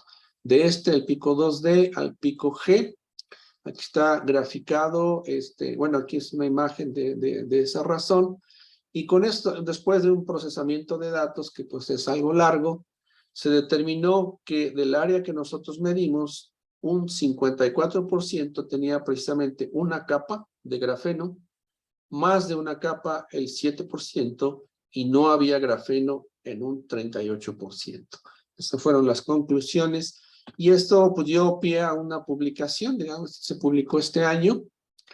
Y aquí estamos todos los que participamos en orden alfabético, la mayoría excepto Pierre Sturner y Andrew Pollard, que fueron los que coordinaron todo esto. Son colegas del National Physical Laboratory en el Reino Unido. Pues aquí está el número 1, National Physical Laboratory, United Kingdom, y ellos fueron los que coordinaron el trabajo, que es el NPL, como se le conoce, es como es el centro de metrología del Reino Unido. Y bueno, aquí estamos nosotros, es el Cinvestav, Unidad Querétaro, y pues hubo estos laboratorios del mundo participaron, de Francia, España, Italia, Australia, Brasil, Dinamarca, Corea, España, India, Canadá, China, Canadá, España, Reino Unido, Estados Unidos y Brasil. Entonces fue un trabajo muy interesante, donde aplicamos la técnica. Esto es parte de este artículo. Aquí están comparaciones. Aquí está graficada la razón de la intensidad de este pico 2D a la del pico G. Déjenme volver a sacar el láser. Y aquí está graficado el ancho medio que tiene que ver con el análisis que se hizo para las diferentes muestras, ¿sí? Y fue pues, un análisis estadístico bastante fuerte que se hizo ahí. Esta es otra aplicación que pues fue una aplicación muy bonita. Esto fue con unos colegas aquí del Centro de Geociencias de la UNAM, aquí en Juriquilla. Y pues vean el título del trabajo que se publicó es inclusión de fluido de CO2 en mantos de genolito, no sé cómo se traduzca eso, del México, de la parte central de México. Dice un récord detallado de la salida del magma, algo así. Entonces voy a poner esta figura, que es la que corresponde a la parte Raman. El artículo está extenso y esta es una pequeña parte. Sí, esta es una fotografía típica de las muestras que nos trajeron. Aquí dice inclusiones fluidas pseudosecundarias. Estas son como burbujas que tienen líquidos o gases que quedaron atrapadas cuando se formó este cuarcito, ¿sí? Y obviamente, estas burbujas que están aquí tienen información del momento en que se enfrió esta muestra, qué había en la atmósfera, etcétera, etcétera. Es algo muy interesante. Y aquí hay espectros Raman del que tomamos nosotros, que se analizaron. Y este es parte del pie de figura de esta misma. Dice, la microespectroscopía Raman se usó para, uno, determinar con precisión la composición del fluido en las inclusiones, así le llaman a estas burbujitas. En particular, la razón de CO2 a agua y contenido de carbonato. Y número 2, medir la densidad del fluido. Y pues cuando me contaron de este problema, pues nosotros podemos ayudar mucho, porque con la capacidad confocal de los equipos, aquí tratando de ilustrar esta situación de las inclusiones, ¿sí? Aquí adentro hay gases líquidos atrapados. Nosotros enfocamos aquí, pero obteníamos señal también Raman de lo que está arriba y lo que está abajo. Pero aplicamos el modo confocal, haciéndolo con cuidado, y nos quedamos con la señal Raman fundamentalmente de lo que estaba dentro de la inclusión, ¿sí? Afortunadamente, eran lo suficientemente grandes para que pudiéramos enfocar de una manera precisa y obtener la información deseada.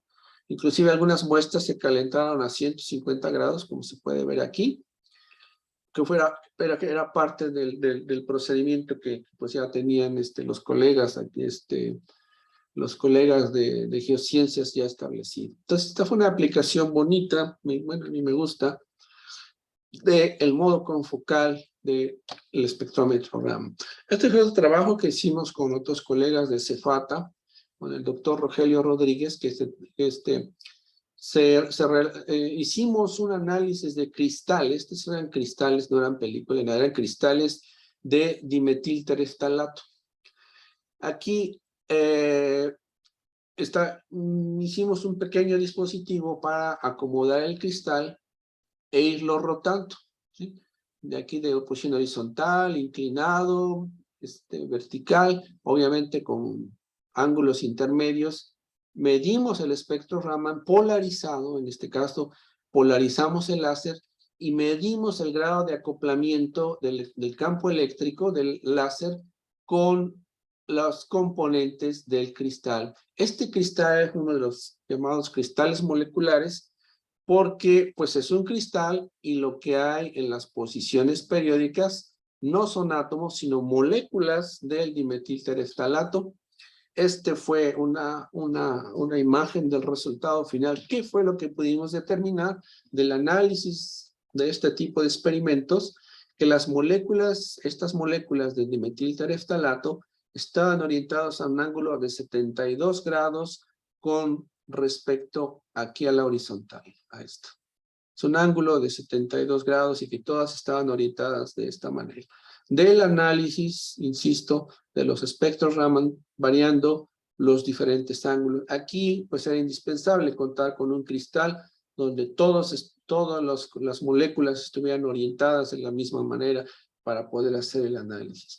Y obviamente, pues esta orientación da información con respecto a las propiedades mecánicas y propiedades ópticas del material. Entonces, este fue otro trabajo que participamos.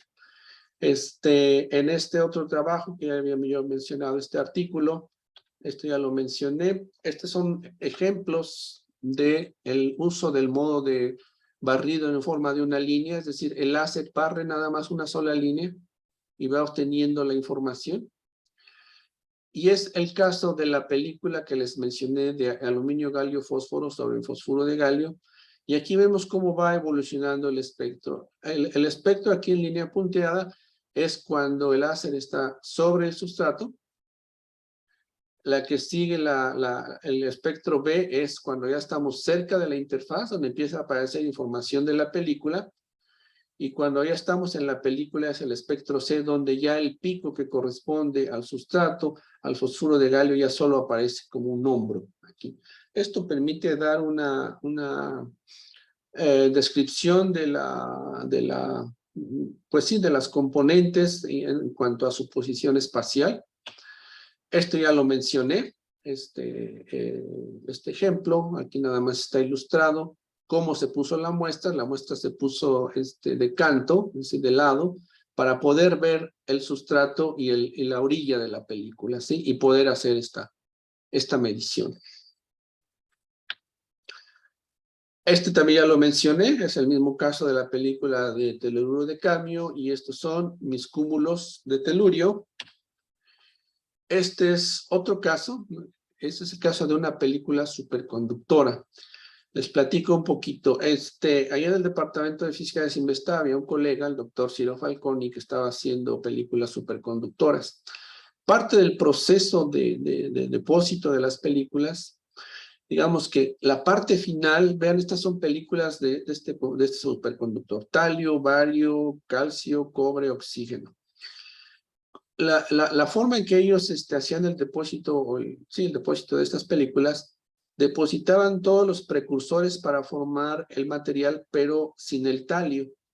Ya en el último paso para conformar el material completo, ponían un recubrimiento líquido de un compuesto con talio, le daban un tratamiento térmico para que difundiera el talio y se formara la película. Bueno, pero ellos no tenían ni idea cómo quedaba distribuido ese talio. Bueno, pues apoyamos haciendo una imagen espectral, y lo que está graficado aquí en el eje vertical corresponde precisamente a la señal Raman de la presencia de modos vibracionales asociados al talio, donde el talio intervenía, vibraciones donde el talio intervenía. Y este es el resultado. Y como pueden ver, pues la distribución no era homogénea, ¿sí? Había cúmulos, y pues eso les ayudó a ellos para ir mejorando su técnica de depósito e ir obteniendo mejores películas superconductoras y por lo tanto mejores valores de temperatura crítica. Aquí el área que se midió fue de 60 por 60 micras. Este es otro ejemplo, es otro modo de ilustrar los resultados, no en forma de una imagen espectral tridimensional, sino en 2 dimensiones.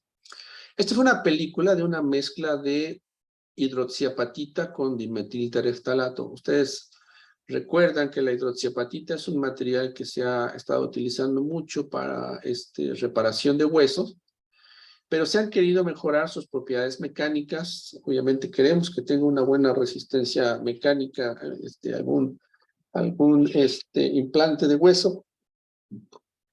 Y uno de los materiales que se estaba explorando era hacer mezclas con cierta proporción con dimetiltereftalato. Estos colegas querían pues ver cómo era la distribución del dimetiltereftalato en la matriz de hidroxiapatita.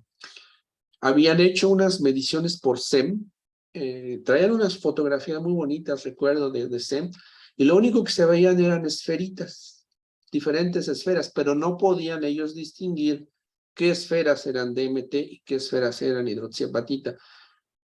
Si se hacía el análisis químico de cada esfera, pues no les ayudaba mucho, porque tanto el DMT como la hidroxiapatita pues están compuestos de carbono, hidrógeno, oxígeno, o sea, los mismos elementos químicos. Y bueno, el espectro Raman de DMT y hidroxiapatita curiosamente también es muy parecido, pero había un pico que los diferenciaba. Y justamente ese pico que los diferenciaba fue cuando hicimos este barrido, ¿sí?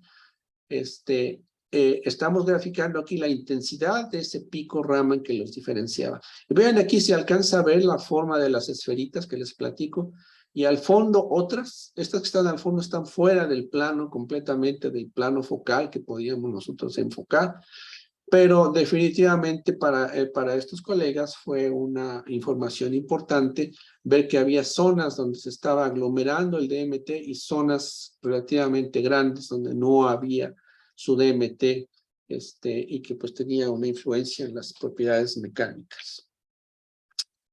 Bien, Este es otro ejemplo de un trabajo que hicimos.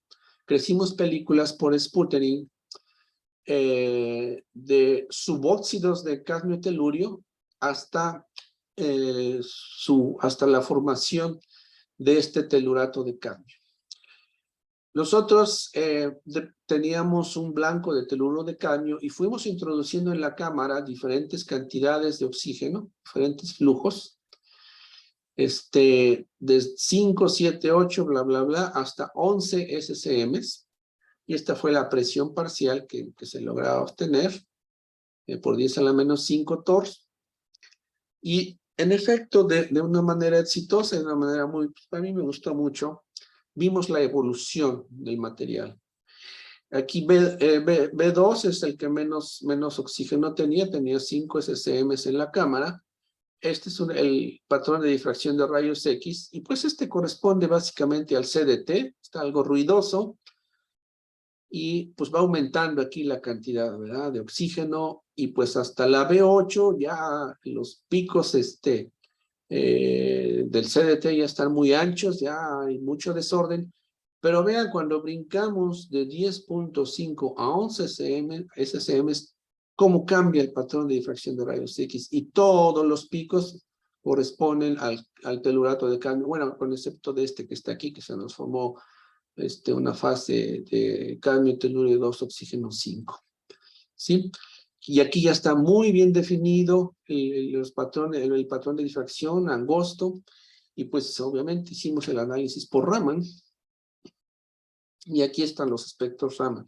Los espectros Raman desde la B2 a la B8 se ven los picos muy bien definidos del cadmio telurio, y como en la muestra donde ya es el óxido de cadmio telurio cambia a un espectro bien definido, completamente diferente a lo que se venía formando antes. Entonces aquí fue darle seguimiento a esa evolución, y finalmente hicimos también el seguimiento determinando, la banda prohibida, y pues aquí está la evolución desde B2, B4, B8, y cuando da el salto hacia la formación del telurato de cadmio, pues el gap precisamente da este brinco muy grande. Ya este material es un material prácticamente transparente, y acá es pues oscuro, eso es muy absorbente, pues. Sí, este fue otro trabajo donde pues utilizamos la espectroscopía Raman. Ya de los trabajos más recientes, en el 2018 hicimos un trabajo. Jorge Salmón, estudiante de maestría, depositó películas de telururo de cobre, un material muy poco explorado y bastante utilizado como contacto eléctrico. Nosotros nos vimos en la necesidad de crecerlo de este material porque necesitábamos determinar sus propiedades. Y lo hicimos de una manera novedosa. Hicimos blancos de sputtering con polvos de cobre y polvos de telurio. Por las condiciones de crecimiento que utilizamos, ocurrió la reacción química, se formó el compuesto. Pero este es un compuesto, el teluro de cobre es un compuesto muy complicado, tiene muchos politipos, muchas fases, ¿sí? Y normalmente se obtienen mezclas de fases, mezclas de sus politipos. Y aquí difracción de rayos X, los negros y los rojos son diferentes fases, pero para una película en particular obtuvimos una sola fase, que fue la cobre 1 telurio 1, es la llamada vulcanita, una fase vulcanita, y eso nos permitió hacer un trabajo sobre fonones, sobre este material. Déjenme les comento rápido. Bueno, aquí están los espectros Raman de esas películas. La negra, que es donde está el pico mejor definido, es el de la fase que solo aparece la fase de la vulcanita, y los otros espectros Raman son las fases mezcladas. Esta es la estructura, la celda unitaria de la vulcanita. Esta es la celda unitaria de la fase, se llama huesita. Aquí está la huesita del cobre 2 telurio. Vean, es extremadamente complicado, y entre estas dos hay toda una gama de politipos Les insisto, es un material complicado. Aquí las esferas donde aparecen mitad gris y mitad azul corresponden a sitios donde no necesariamente están ocupados, y el hecho que esté la mitad en azul quiere decir que hay un 50% de probabilidad que ese sitio cristalino esté ocupado. Son estructuras muy complicadas. Nosotros obtuvimos un material únicamente con esta fase que nos decidimos explotar, porque aquellos que eran de fase mixta, pues no se puede realmente decir mucho, porque pues están mezclados. Hicimos cálculos de los modos normales de vibración, ustedes ya saben qué son. Digamos su actividad, por ejemplo, este es Raman activo, este es infrarrojo activo, esta es la frecuencia, 66 centímetros a menos 1, este es 73, y este es el movimiento de los átomos en esa celda unitaria, y para todos los diferentes modos normales de vibración, ¿sí? Hicimos ese tipo de cálculos y de análisis. Obviamente se calculó la curva de dispersión de fonones, que ustedes ya saben, toda la información vibracional está encerrada en este tipo de curvas de dispersión, y que en Raman infrarrojo solo vemos fonones del centro, o sea, del punto gamma de la zona de Brillouin. Aquí está y aquí está, ¿sí? Otro trabajo también que hicimos, fue en el 2018, si mal no recuerdo, fue sobre un cristal de un material bidimensional, que es el ditelururo de niobio. Es un material de una estructura complicada. Esta es la celda unitaria. Aquí está una capa. Este es el gap de Van der Waals, y aquí hay otra capa, y esta es como están apiladas una encima de la otra. Vean que hay unas ciertas distorsiones. Por ejemplo, el plano de telurio de arriba, aquí va a la misma altura, por decirlo así, aquí baja, aquí sube, misma altura, baja, sube, etcétera, etcétera. Así están todas las capas. Pues en la literatura, esta es la zona de Brillouin, ¿sí? Y en la literatura, pues no había solo aproximaciones a las propiedades de este material, y nosotros decidimos hacerlo. Contamos con el apoyo de varios grupos para realizar. Este es un trabajo que hicimos bastante completo. Aarón Hernán Barajas, en ese entonces estudiante de doctorado. El doctor Irwin, él nos dio los cristales. Andrés Manuel Garay, teórico que apoyó en los cálculos. Thorsten Schwarz, un colega de Alemania, del Max Planck, que hizo unas mediciones de tomografía de sonda atómica. Francisco Paraguay, un microscopista de primera en el CIMAF, aquí en Chihuahua. Y los colegas Peter Brodersen, Rajit Prinja y Nasir Kerani de la Universidad de Toronto nos apoyaron con medidas eléctricas y de espectroscopía de fotoelectrones en el ultravioleta. Entonces, aquí no muestro todos los datos, sino la parte relevante, la parte fonónica. Muestro estas imágenes, son imágenes muy bonitas del cristal. Se ve de una manera muy clara la estructura en forma de capas, ¿sí? Esta ya es microscopía electrónica de transmisión de alta resolución, esta ya es resolución atómica. Aquí estamos viendo los átomos, el gap de Van der Waals. Aquí es una magnificación, ¿verdad? Y donde pusimos encima donde están los átomos de telurio, naranja, y niobio en azul. Se hizo el cálculo de la estructura electrónica de bandas, y aquí están los fonones.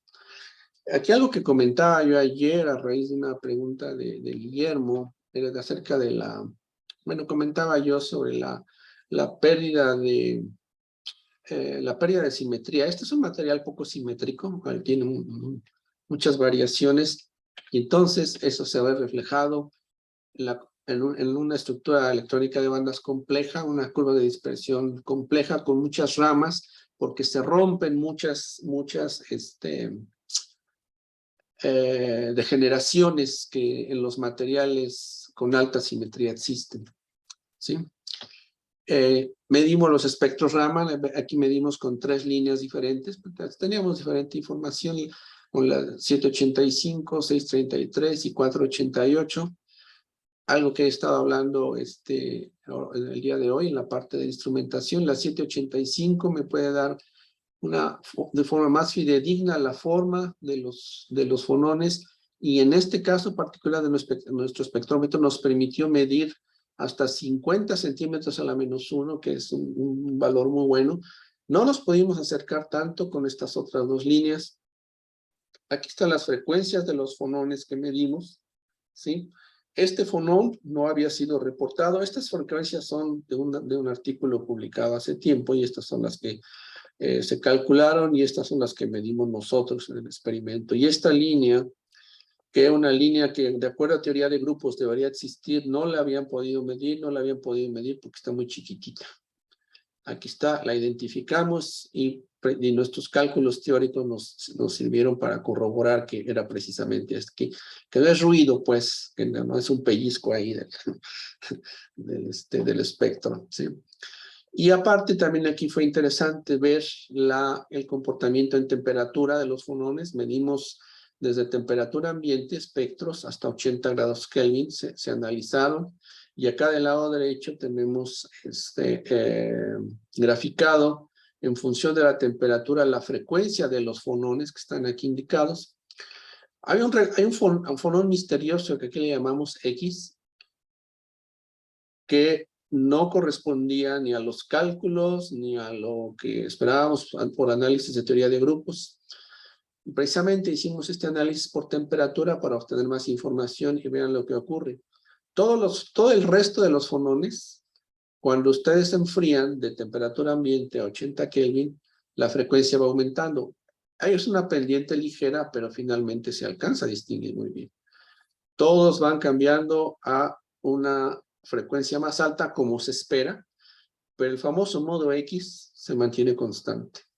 Bueno, esto nos sirvió para determinar que precisamente este fonón X era un fonón de diferencia, ¿sí?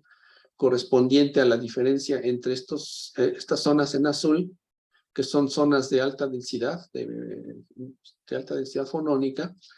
Entonces lo pudimos asociar a un modo de segundo orden. Bien, finalmente, esta es una figura que también la tengo conmigo desde hace mucho tiempo. No anoté la fuente, no la tengo. Traté de buscarla otra vez, no la he encontrado, pero es una figura muy buena que habla sobre espectroscopía Raman, en términos de instrumentación, en términos de los analitos, en términos de tipo de análisis, en términos de las mediciones Raman. Por ejemplo, instrumentación puede ser dispersivo, que es lo que yo he mencionado, o interferométrico, que es por los transformados de espectrómetros Raman por transformada de Fourier, que no hablé aquí, ¿sí? Analitos pueden ser orgánicos, inorgánicos, con diferentes estados de agregación, sólidos, líquidos, aerosoles, vapores, gases. Tipos de análisis: cualitativo, cuantitativo, estructural, análisis por grupos funcionales. Mediciones Raman de alta temperatura, temperatura ambiente, temperatura criogénica. Tenemos técnicas coherentes, técnicas de superficie, en fin. Esta es una figura que me gusta mucho porque es como un resumen de la riqueza y de las posibilidades que se pueden hacer en la espectroscopía Raman. Y bueno, ya finalmente, este es un artículo relativamente reciente, 2020, donde habla precisamente de las aplicaciones de la espectroscopía Raman en materiales de 2 dimensiones. Que precisamente podemos tener información de defectos, si tenemos dopajes, si hay esfuerzos en el material, el número de capas, como el caso que mencioné del grafeno, cómo es el acoplamiento entre capas, ¿sí? Porque hay modos Raman que corresponden a vibraciones donde los átomos se mueven hacia el gap de Van der Waals. En fin, pues esa es una selección de aplicaciones que yo quise mostrarles, y pues con esto tenemos 10 minutos para preguntas o las que gusten. Pues aquí estamos a sus órdenes, jóvenes.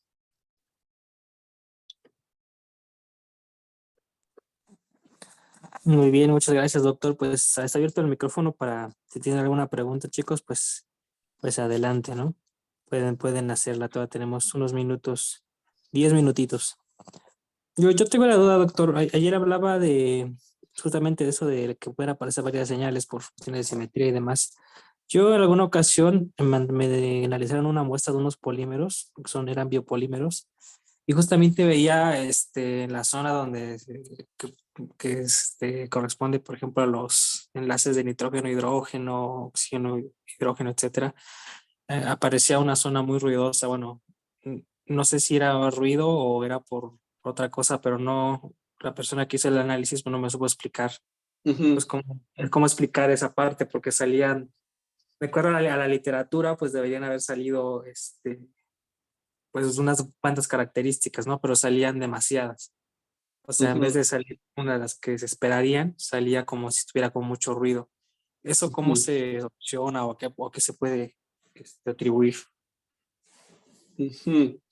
Estoy tratando de pensar en alguna diapositiva ay, este era otro. um, um,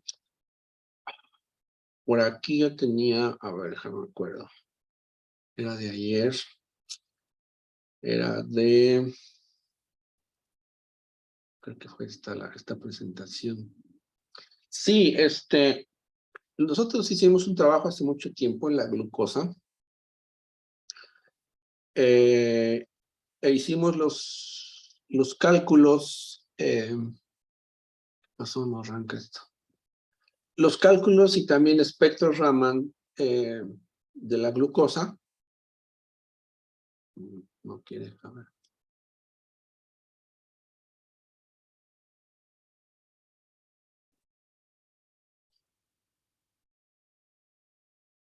A ver, voy a cerrar estas.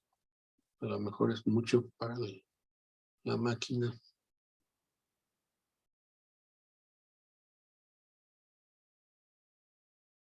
Qué raro. He llegado a abrir las 4 al mismo tiempo sin problema.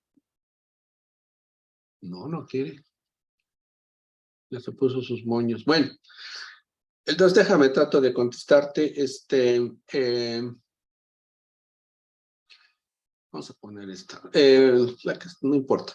Los espectros Raman, por ejemplo, ya ves que hay una zona exclusiva para, bueno, no exclusiva, una zona típica para las vibraciones OH, que es por ahí de los Ujú. 3000 centímetros a la -1.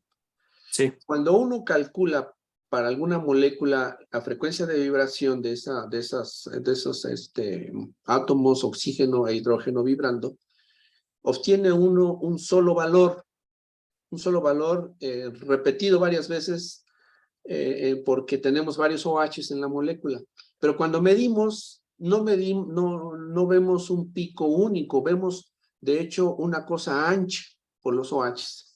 ¿A qué se debe esa cosa ancha? Se debe a que los OHs, ya en la vida real, en la muestra, tienen en su entorno diferentes, su entorno es diferente. Si tienen alrededor diferentes ambientes, átomos cercanos, entonces esos átomos cercanos dan una cierta influencia en la que debería ser una frecuencia única y la mueven tantito. De tal manera que cuando medimos, vemos una banda ancha que es una convolución de las vibraciones de todos esos OHs que difieren en frecuencia un poquito.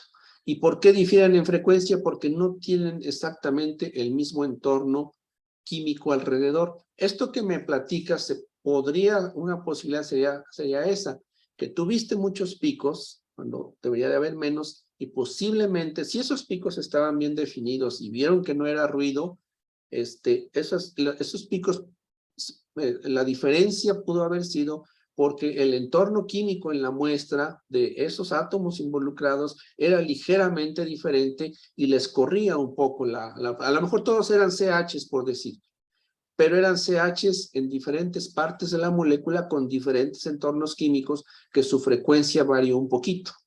Es lo que se me ocurre que podría haber estado pasando. No sé si me expliqué. Sí, le entiendo. Muy bien, gracias. Aquí en el chat me llegó una pregunta que dicen que se podría hablar un poquito de lo que comentó ayer sobre las aplicaciones con CERS. Con CERS. Bueno, eso es un tema, todo un tema, pero pues como sabemos, el CERS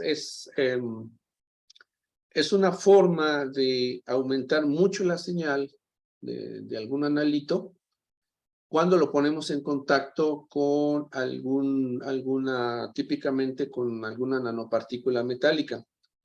La nanopartícula metálica tiene una alta densidad de portadores libres de electrones que dado la naturaleza nanométrica, se generan plasmones de superficie que finalmente son campos eléctricos superficiales y cuando esa nanopartícula está en contacto con algún otro material, puede da como resultado que la interacción de ese campo eléctrico con las vibraciones que estamos detectando de la molécula o del material aumente de una manera importante. Es decir, obtenemos factores de aumento de señal del orden de miles, ¿sí? Típicamente cuando usamos CERS se necesitan preparar de una manera cuidadosa las nanopartículas para que tengan todas en lo más que se pueda tamaños similares y que lo ideal es que la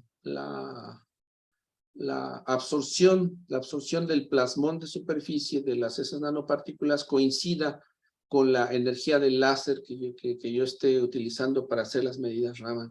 Eso ayudaría muchísimo. No se puede no coincidir exactamente, pero es algo que ayuda mucho.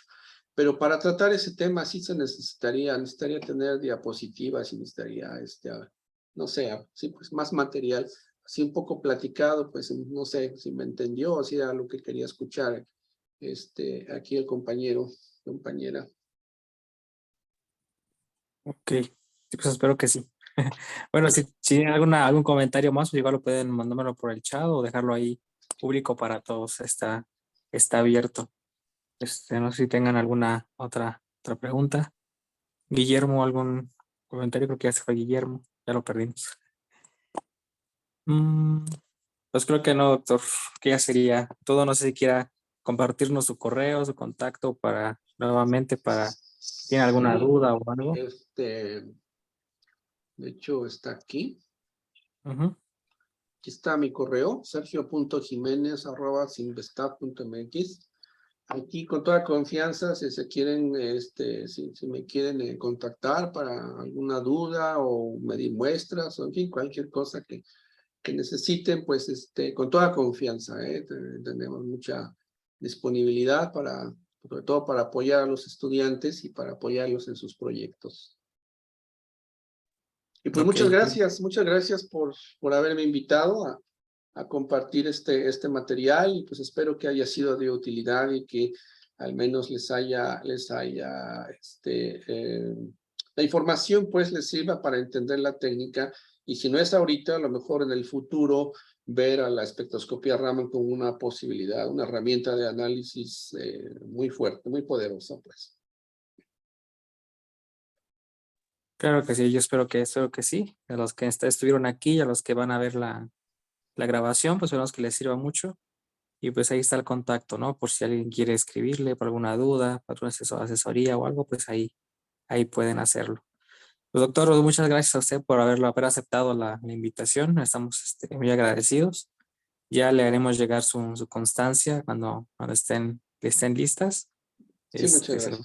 Se lo enviaremos y pues nada, ¿no? Agradecerle nuevamente y pues esperemos tenerlo en alguna otra ocasión, alguna otra actividad que Claro, organizemos. Por ahí claro que estamos en sí. contacto. Gracias, que estén muy bien.